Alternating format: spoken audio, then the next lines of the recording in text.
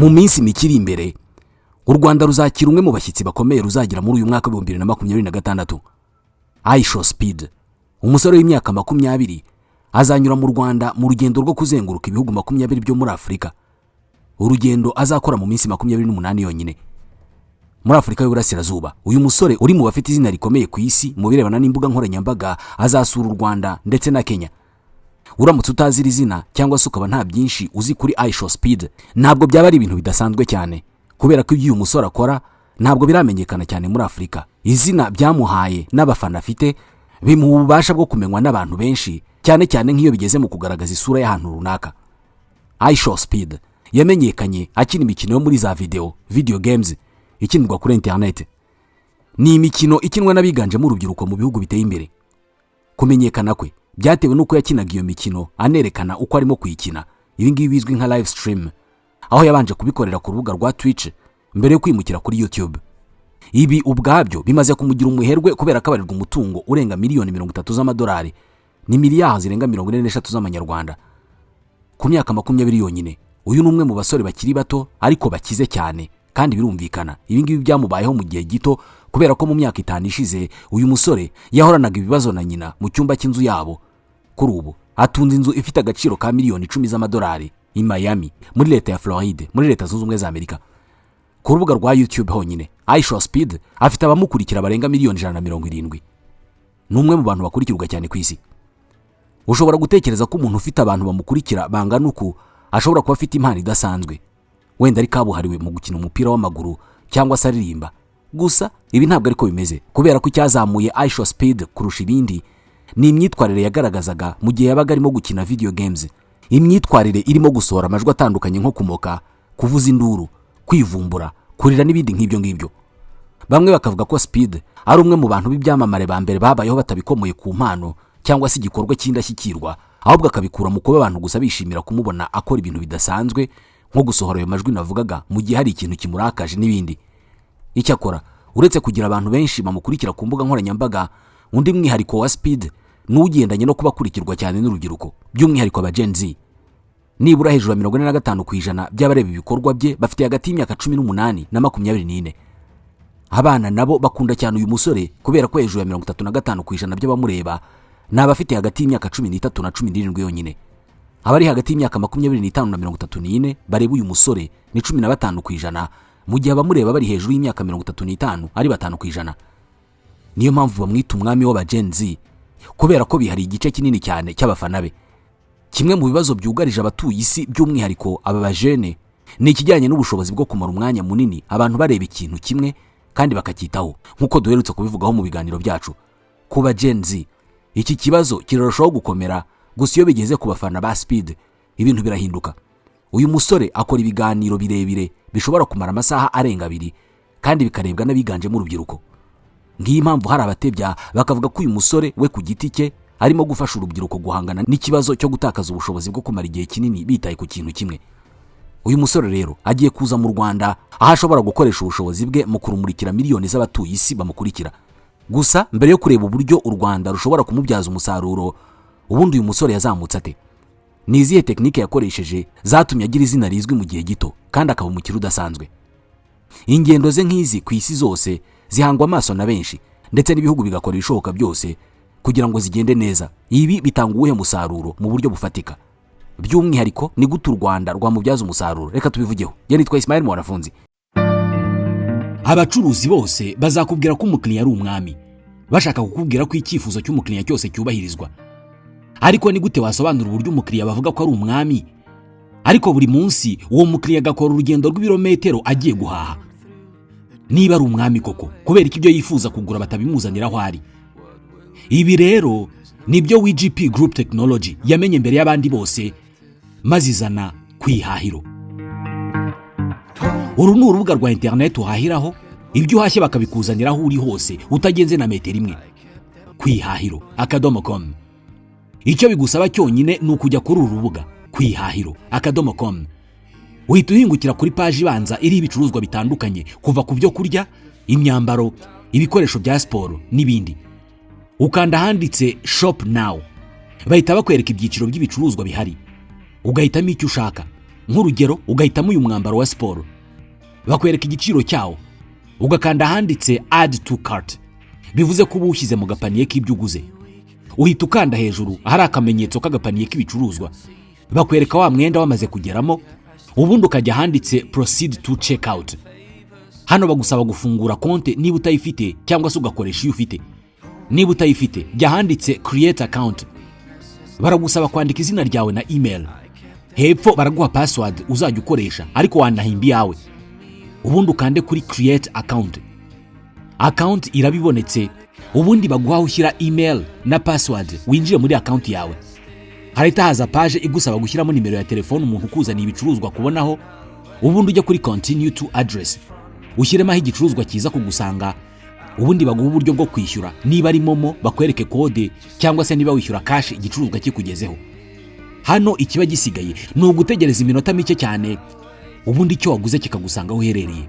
Ugize ikibazo cyihutirwa kuri uru rubuga hamagara 07 95 57 15 16. Ntibazakubeshye, uku niko umukiriya aba umwami kwihahiro akadomo.com.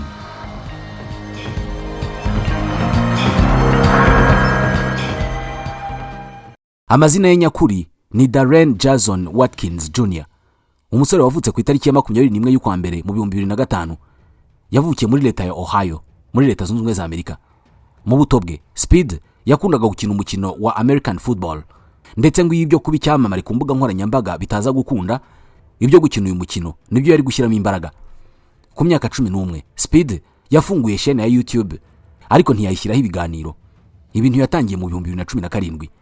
Mu ntangiriro ibiganiro bye bya mbere byarebwaga n'abantu babiri cyangwa se batatu, ndetse byatangiye kurebwa na se Darren Jason Watkins Sr. Uyu nawe ni umuhanzi, ndetse igisebo cy'umuhungu we yakunze kukibyaza inyungu. Ibyibukwa cyane ni igihe Speed yakoraga live stream cyangwa se gutambutsa ibintu runaka kuri video birimo bibako kanya, maze igitsina cye kiza kugaragara mu buryo bw'impanuka ku mbuga nkoranyambaga. Ibi byahaye Speed amenyo y'abasetsi, ariko biza kuba kaga ubwo umubyeyi we nawe yakoraga indirimbo igamije gusesereza umuhungu we ayita I show meat. Iri jambo meat ni ijambo rikunze gukoreshwa mu rurimi rw'icyongereza bashaka kuvuga igitsina cy'umugabo, ari nacyo Speed yari yerekanye.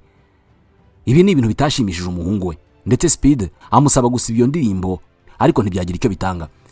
Gusa nubwo uyu mugabo yitwara gutya ku muhungu we, bombi ni inshuti, ndetse Speed yashyigikiwe cyane na se mu rugendo rwe rwo gukora live stream. Ise wa Speed yatandukanye na nyina ubwo uyu musore yari akiri muto. Speed yagumanye na nyina, ndetse akajya akunda kumubuza gukora ibyo biganiro bitambuka ako kanya kuri video live stream, yewe n'igihe yari afite abagera kuri 3 miliyoni bamukurikira.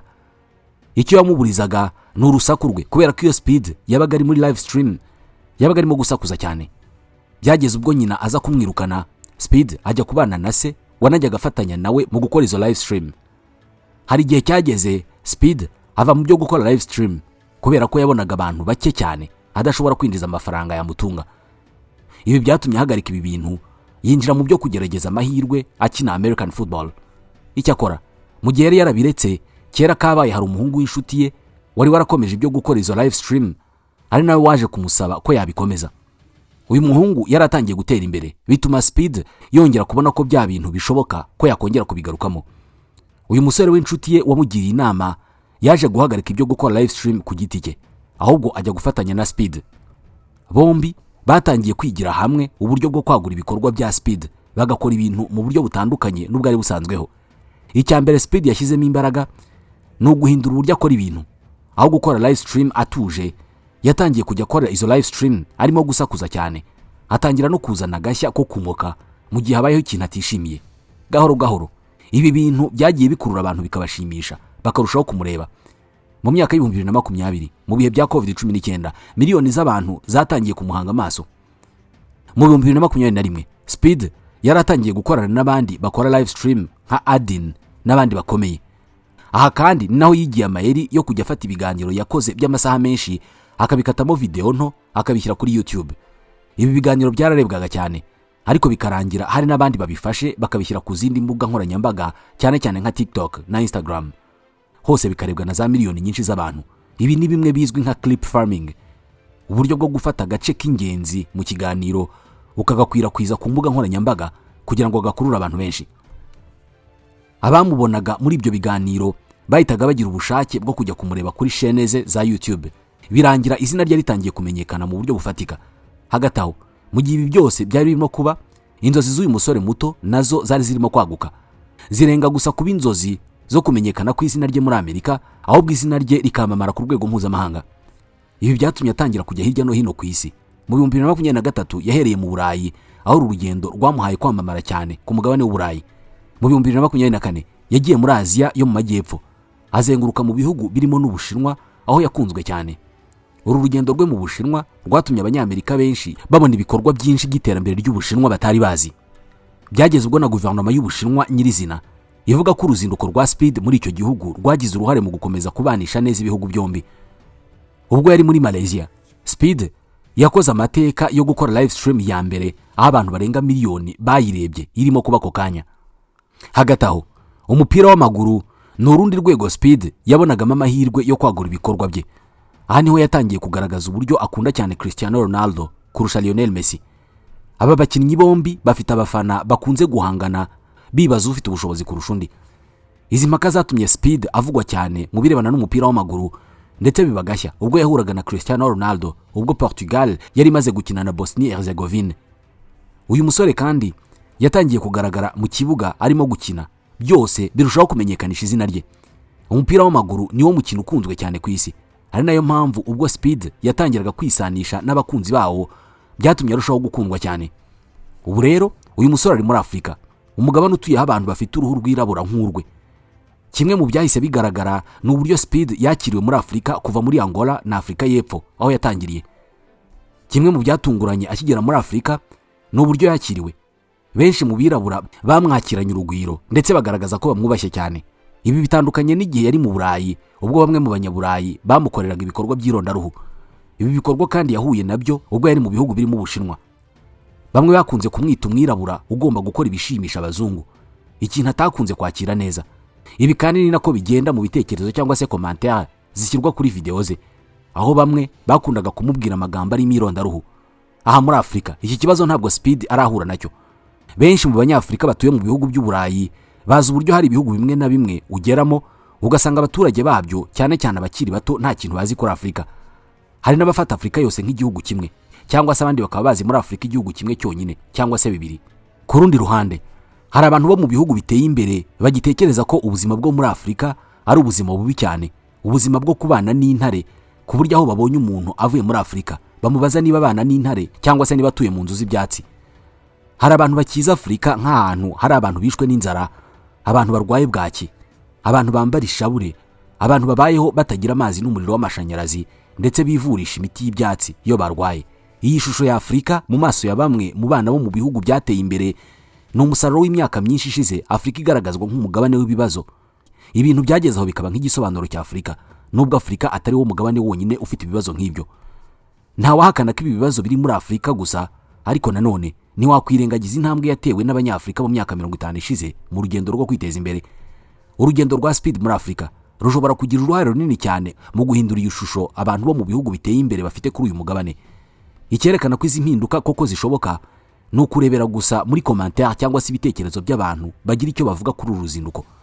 Harimo abaje ubona batangaye cyane bakavuga ko batari bazi ko muri Afurika hari ahantu hari inzu nziza nk'amapartement meza yo guturamo, cyangwa se bagatungurwa no kubona ahantu hari ibikorwa by'ubucuruzi bugezweho, imihanda myinshi n'ibindi bikorwa by'iterambere.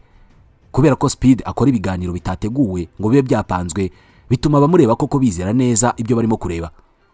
Nta kabuza uko Speed azarushaho kugenda atembera henshi muri Afurika, abamukurikira bashobora kuzabona ishusho nyakuri y'umugabane wa Afurika, kandi bibigira umusaruro mu bintu byinshi, kuva ku guteza imbere ishoramari ndetse no gukurura ba mukerarugendo. Muri make, kwamamaza cyangwa se publicité nziza uyu Speed azaho umugabane wa Afurika ishobora kuzaba ifite agaciro kabarirwa muri za miliyoni z'amadolari. Niyo mpamvu harimo kujya hose uyu musore arimo kwakiranwa yombi. Muri Angola, perezida w'icyo gihugu nyirizina João Lourenço yaramwakiriye, ndetse no muri Afurika y'Epfo uyu musore yahuye n'abantu batandukanye, atembera hirya no hino areba ibyiza by'igihugu. Kuba u Rwanda ruri mu bihugu 20 gusa uyu musore azatemberamo ku mugabane wa Afurika ni amahirwe, kubera ko binajyanye na gahunda yarwo yo gukomeza kwerekana amahirwe rufite, bityo rugakurura abanyamahanga ndetse n'abakerarugendo.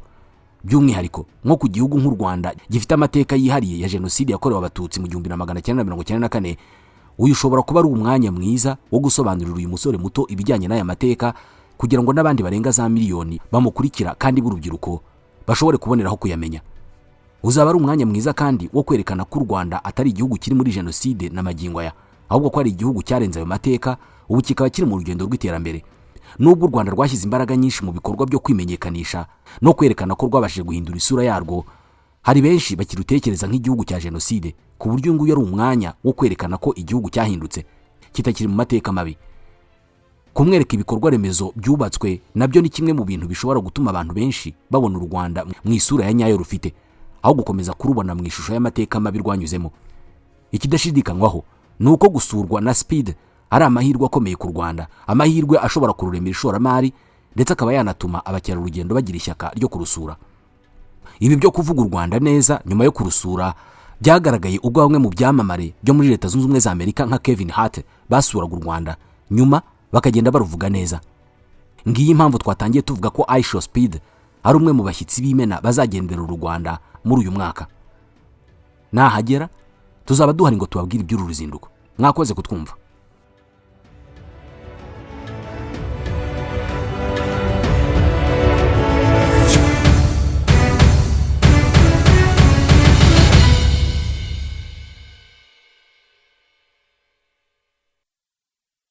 I don't ever slow up, no I don't take shit, I got no love for the fakeness. If you wanna play tough, wumva igereranya rihuye neza neza n'ukuri. Ibaruramari cyangwa se accounting mu bucuruzi rimeze neza neza nk'amaraso mu mubiri. Tekereza ubaye ucuruza ariko udashobora kumenya ibyinjiye, ibyasohotse, imyenda ufite, imitungo yawe cyangwa se igishoro kiri mu bucuruzi bwawe. Ubucuruzi bwawe ntaho bwaba bugana.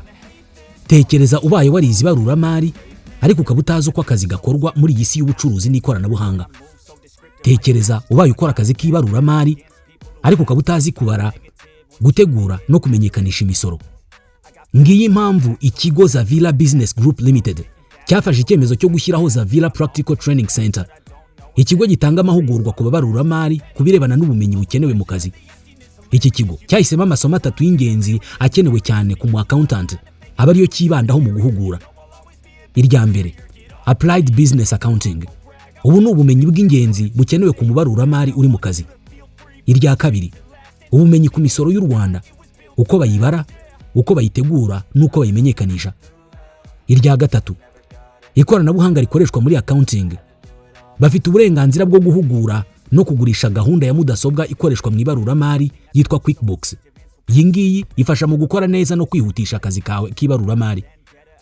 Aya niyo masomo 3 y'ingenzi atangwa na Zavira Practical Training Center. Ikigo gifite umu accountant ufite ubumenyi gishatse cyatuza kubera ko imari yacyo ibiri mu maboko meza. Amahugurwa muri Zavira Practical Training Center atangwa mu gihe cy'ukwezi kumwe kuva ku wa mbere kugera ku wa gatanu. Hari amahugurwa atangira kuva saa 3 za mu gitondo kugera saa 6, ikindi cyiciro cy'amahugurwa kigahera saa 7 kugera saa 10, ikindi kigahera saa 11 kugera saa 2 z'ijoro. Wahitamo amasaha kunogeye.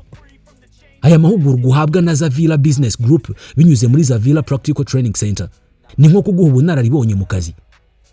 Ngiyi impamvu ukwiye guhamagara cyangwa ukandika ubutumwa bugufi kuri 07 88 22 12 31 cyangwa ukandika email kuri info@zavirabusinessgroup.com.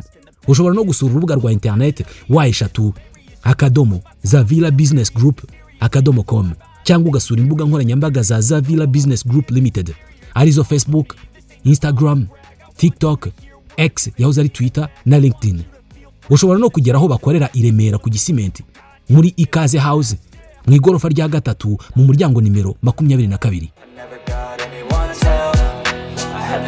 Myself